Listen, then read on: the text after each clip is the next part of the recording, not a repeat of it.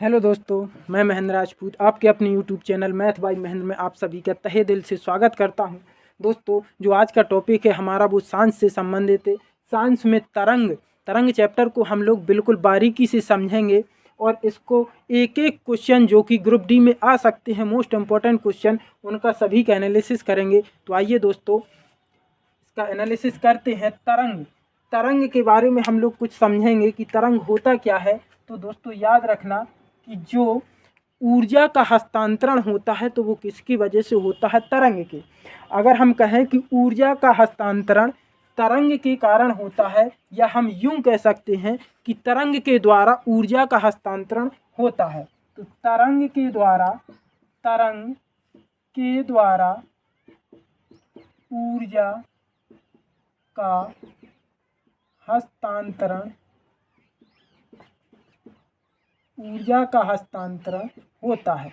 दोस्तों याद रखना कि यदि आपको क्वेश्चन में पूछ लिया जाए क्या ऊर्जा का हस्तांतरण तरंगों के द्वारा होता है, तो जी हाँ, बिल्कुल होता है कि तरंग के द्वारा ऊर्जा का हस्तांतरण होता है।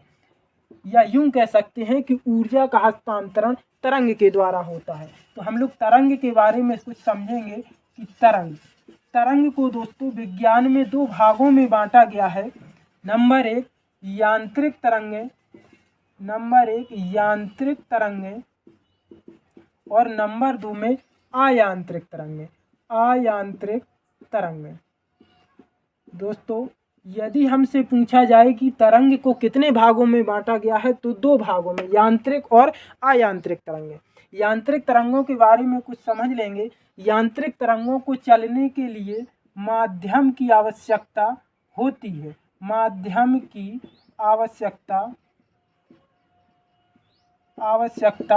है।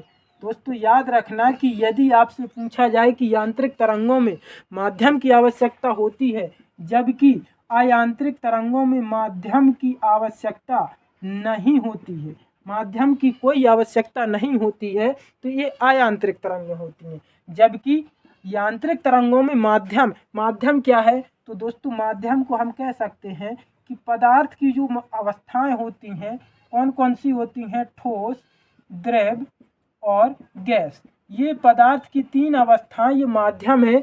अर्थात हम कह सकते हैं कि जो तरंगें ठोस में, द्रव में और गैस में चल सकती हैं वो कौन सी तरंगें हैं? यांत्रिक तरंगें। इसमें बोला कि माध्यम की कोई आवश्यकता नहीं है, अर्थात हम कह सकते हैं कि जिन तरंगों को चलने के लिए कोई माध्यम की जरूरत ना पड़े वो क्या है? अयांत्रिक तरंगें। जैसे हम इसका एग्जाम्पल लें तो इसको कह सकते हैं कि प्रकाशीय तरंगें। आप सभी लोग बताओगे क्या प्रकाश को चलने के लिए किसी माध्यम की आवश्यकता है? तो नहीं है। क्यों? क्योंकि प्रकाश तो निर्वात में भी चलता है। प्रकाशीय तरंगें कहाँ चलती हैं? निर्वात में भी चल सकती हैं। जैसे अगला एग्जाम्पल लें कि एक्स रे तरंगें। तो एक्स रे तरंगें दोस्तों, ये क्वेश्चन आपसे ग्रुप डी एग्जाम 2018 में पूछा गया है कि एक्स रे तरंगें किन तरंगों का उदाहरण है? तो अयांत्रिक तरंगों का उदाहरण है। प्रकाशीय तरंगें हुई, एक्स रे तरंगें हुई। जैसे यदि हम इसमें उदाहरण का एग्जाम्पल जैसे हम कहें कि ध्वनि, तो ध्वनि को चलने के लिए किसी न किसी माध्यम की ज़रूरत है। क्यों? क्योंकि ठोस में, द्रव में, गैस में। आप सभी ने क्वेश्चंस पढ़ा होगा कि ध्वनि का वेग सबसे अधिक किस में होता है? तो ठोस में होता है, इस्पात में होता है। यदि आपसे पूछा जाए कि ध्वनि का वेग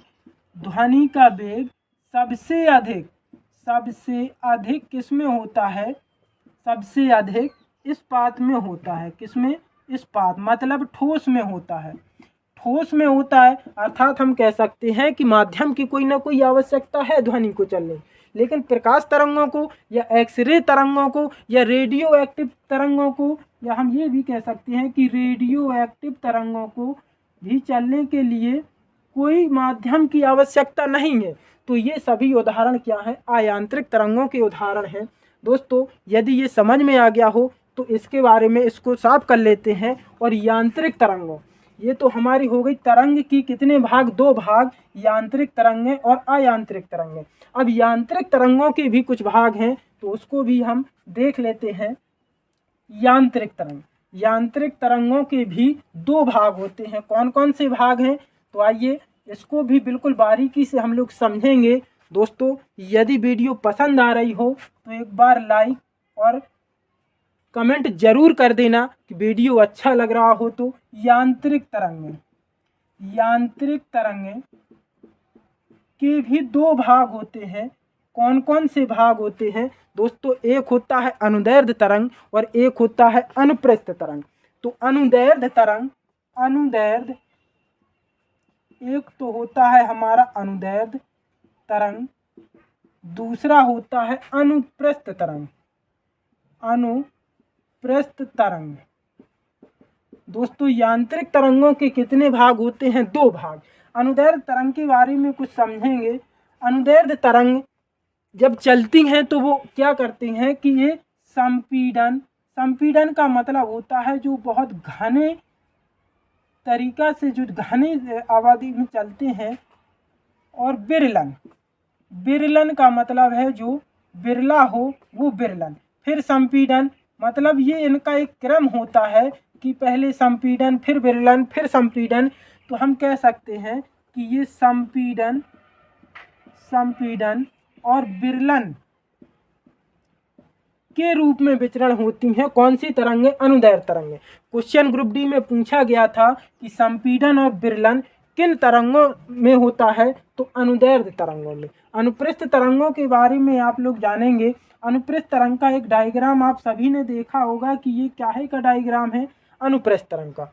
तो ये हमारी जो तरंग होती है तो इसका जो बिल्कुल शीर्ष होता है, शीर्ष मतलब ऊंचाई, सबसे अधिक ऊंचाई, तो इसको हम कहते हैं शीर्ष। और जो नीचे होता है इसको कहते हैं गर्त। तो अनुप्रस्थ तरंगों में क्या होता है? शीर्ष और गर्त होता है। शीर्ष और गर्त ये किसमें होता है? अनुप्रस्थ तरंगों में। और यदि ये पूछा जाए संपीड़न और विरलन किसमें होता है? तो अनुदैर्ध्य तरंगों में। दोस्तों यदि हम कहें कि एक शीर्ष से दूसरे शीर्ष तक की जो दूरी होती है ये वाली, एक शीर्ष से दूसरे शीर्ष की दो क्रमागत शीर्ष हों, या फिर हम कहें कि एक गर्त से दूसरे गर्त की जो क्रमागत दूरी होती है उसको हम तरंग दैर्ध्य कहते हैं। एक दो क्रमागत शीर्षों के बीच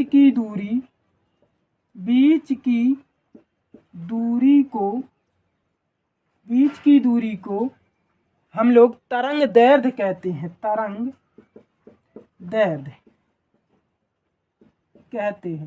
क्या कहते हैं? या हम यूं कह सकते हैं कि दो क्रमागत गर्तों के बीच की दूरी, चाहे ऊपर से लो चाहे नीचे से लो, तो ये क्या होता है? तरंग दैर्ध्य। और हम तरंग दैर्ध्य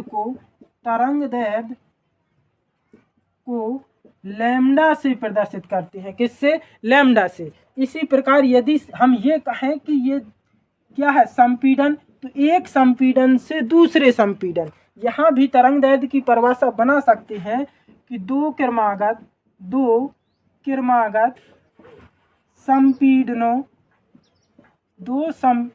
संपीड़नों के बीच की दूरी को